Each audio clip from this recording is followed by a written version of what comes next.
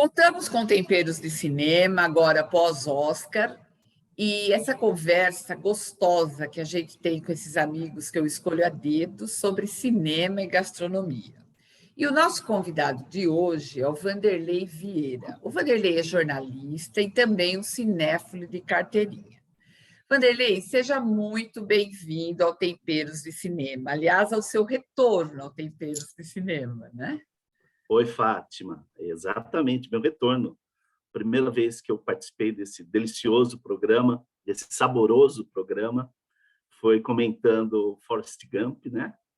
E estou aqui de novo. É um prazer estar aqui com vocês. O Vanderlei vai comentar o filme Meu Pai. Esse filme, ele é uma história muito sensível. Ele conta a história de um idoso que está iniciando um processo de demência e ele tem uma relação com a filha que está programando uma mudança de vida. Ela quer mudar para Paris e ela tem que resolver essa questão. Quem vai cuidar do pai? Ela está procurando uma cuidadora. E ele se nega a admitir que ele está com essa demência, ele não quer uma cuidadora, ele dificulta, né, todos os contatos com a cuidadora, com a própria filha. O filme começa a mostrar essa relação complicada que eles têm, de uma forma que, às vezes, eles mesmos estão questionando o que é real, o que é imaginário, e a edição, a montagem do filme é tão perfeita, é tão original, que ela envolve a gente nessa história, em que a gente começa a sentir como se fosse aquela situação, como se estivesse vivendo aquela demência, e nós mesmos, em alguns momentos, ficamos questionando o que é real, o que está acontecendo. É um filme muito bem feito, com interpretações assim fantásticas do Anthony Hopkins e da Olivia Colman. Vanderlei, eu quero que você me fale por que você escolheu esse filme. Bom, eu escolhi esse filme porque o tema me interessa bastante, né? Eu já assisti alguns outros filmes tratando do tema.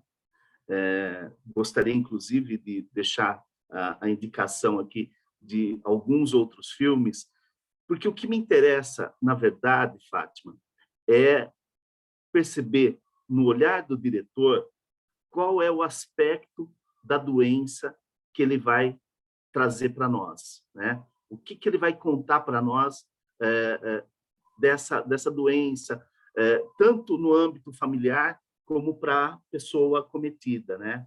E é interessante, porque existem bons filmes e, se você for ver, nenhum diretor pega o mesmo aspecto da doença, né? Eles conseguem individualizar, apesar de ser uma doença de característica comum, né, para todos que são acometidos por ela, mas o olhar do diretor ele vai buscar outros aspectos. Então, assim, olha, acho que alguns filmes, essa lista nossa poderia ser bem grande, de 10, 15 bons filmes, pelo menos, mas eu vou colocar 4 aqui, que eu acho que eles exemplificam bem isso que eu estou falando, porque cada um deles, o diretor foi para um aspecto. Então, são o Longe dela, da Sarah Polley, o Família Savage, da Tamara Jenks, o maravilhoso Filho da Noiva, do Juan José Campanella, que trouxe o Ricardo Darín para nós e ele virou nosso xodó, né? Pelo menos dos cinéfilos, né? Todos. E talvez, antes desse Meu Pai, o que tivesse mexido mais comigo, né? Que é o Para Sempre Alice, do Richard Glatzer. Por quê? Porque no Para Sempre Alice, ele vai falar da demência precoce, né? A Julianne Moore está maravilhosa nesse filme, e é uma mulher ali na casa dos seus 40 anos que estaria no auge da sua atividade física, intelectual, e ela é cometida pela doença, né? Mas, nesse filme aqui, eu acho que o Florian Zeller, né, que é o diretor do filme, e é um filme de estreia dele, né, ele busca um outro aspecto, no meu entender, né, que apesar de vários personagens contracenarem com o Anthony, né? Personagem do Anthony Hopkins, ele fala de uma solidão muito grande, né? A abordagem que o Zeller dá é de uma solidão. É claro que quando você pega a direção que foi magistral, né? A produção idem, como você disse, é interessante ver que o Florian Zeller conhece e domina esse texto muito bem, porque, apesar de ser a estreia dele como diretor de cinema, ele já havia feito uma montagem no teatro. Então, ele conhece muito bem as marcações, né? E, às vezes, nos dá um aspecto mesmo, uma impressão, né, melhor dizendo, de que nós estamos vendo um cine-teatro, né? Um cinema-teatro ali, até porque se passa num mesmo ambiente, né? Num único ambiente. Então, as marcações são muito claras, né? E você percebe que a câmera ela trabalha nessas marcações de forma muito precisa, sem titubear. É um cara que tem o texto na cabeça de uma forma tão segura que ele consegue passar isso para a direção, né? E ele tem uma mão muito precisa, assim, sem qualquer exagero. E olha que esse tema permite exageros, né? Porque como a pessoa está instável, então pode permitir o exagero num arrobo de raiva, né? Numa ira, como no momento que ele está fazendo lá aquele sapateado, poderia descambar também para algo meio pastelão, mas não. Ele tem um controle muito grande da direção, né? E ele está trabalhando com Anthony Hopkins, né? Que não por um acaso ganhou o Oscar na edição do ano passado como melhor ator. E tem um detalhe bem bacana, Fátima, e como nós estamos falando para quem ama cinema, detalhe é sempre legal, né? O Anthony Hopkins, ele interpreta o Anthony de 81 anos, mas o ator ele já está com 84, né? E o vigor dele é uma coisa emocionante, né? Então, para te responder, depois dessa longa fala, foi por isso que eu escolhi o filme.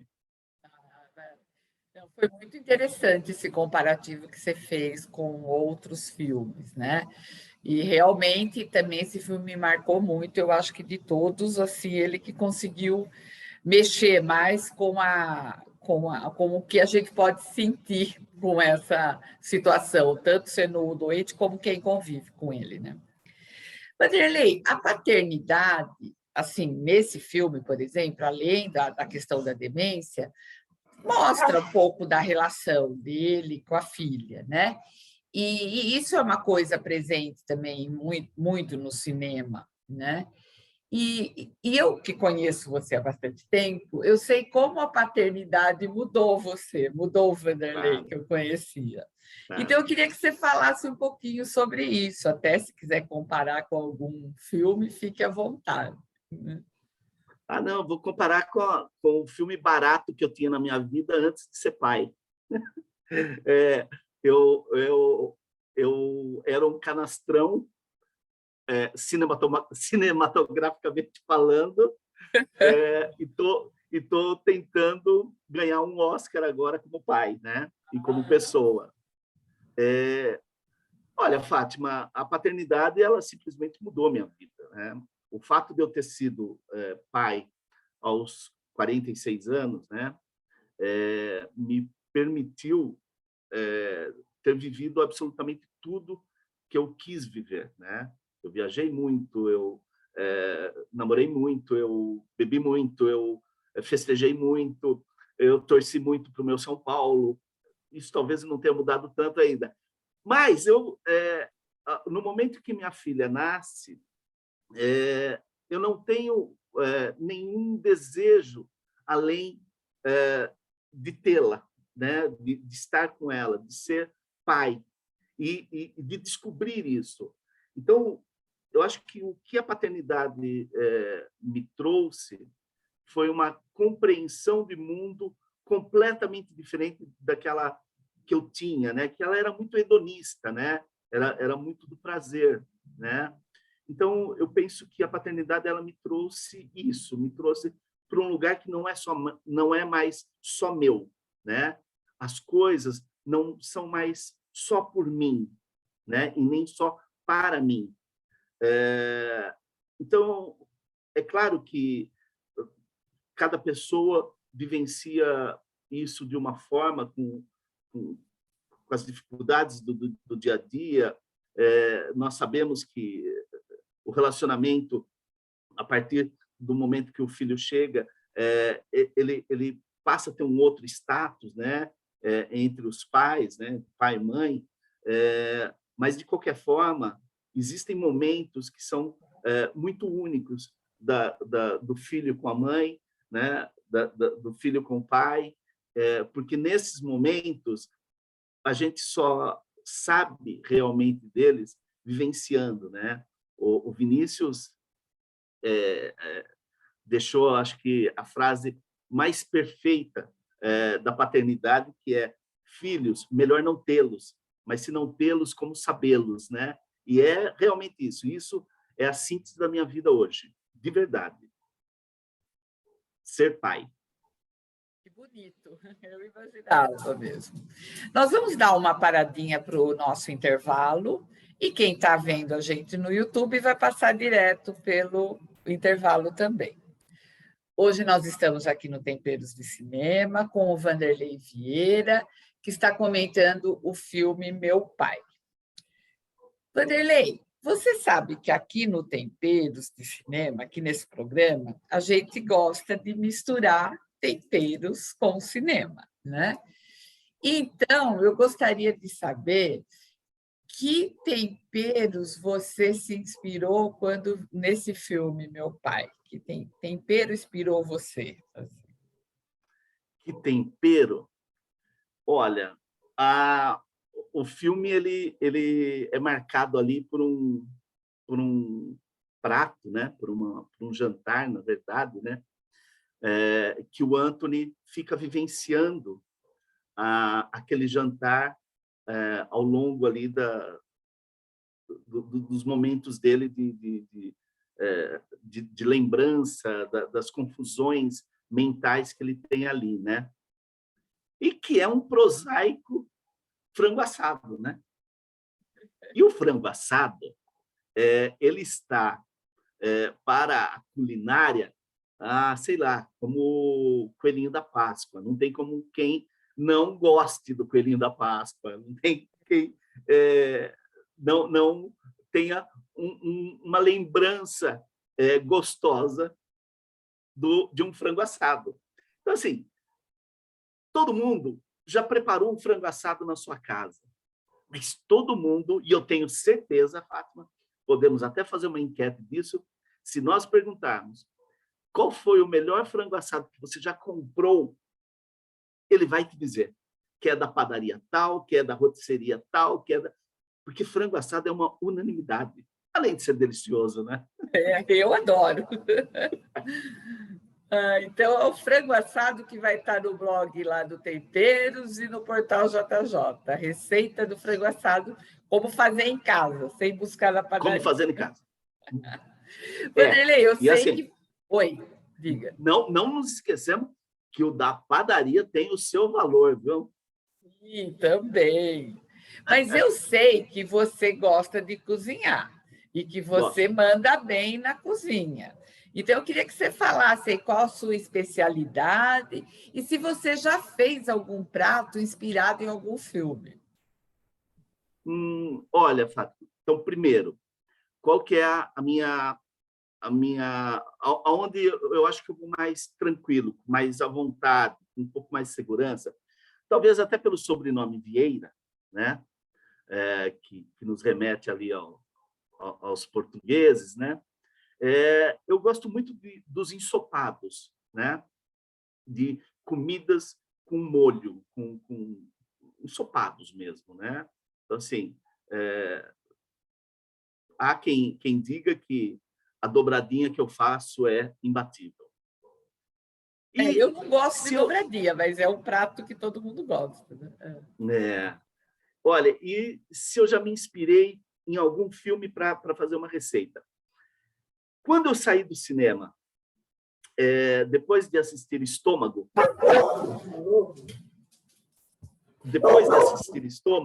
eu passei no supermercado, comprei todos os ingredientes para fazer um macarrão à putanesca.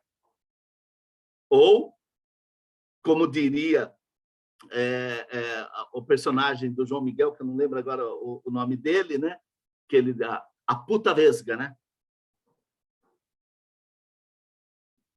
Mas foi quando eu saí do cinema com vontade de fazer uma receita.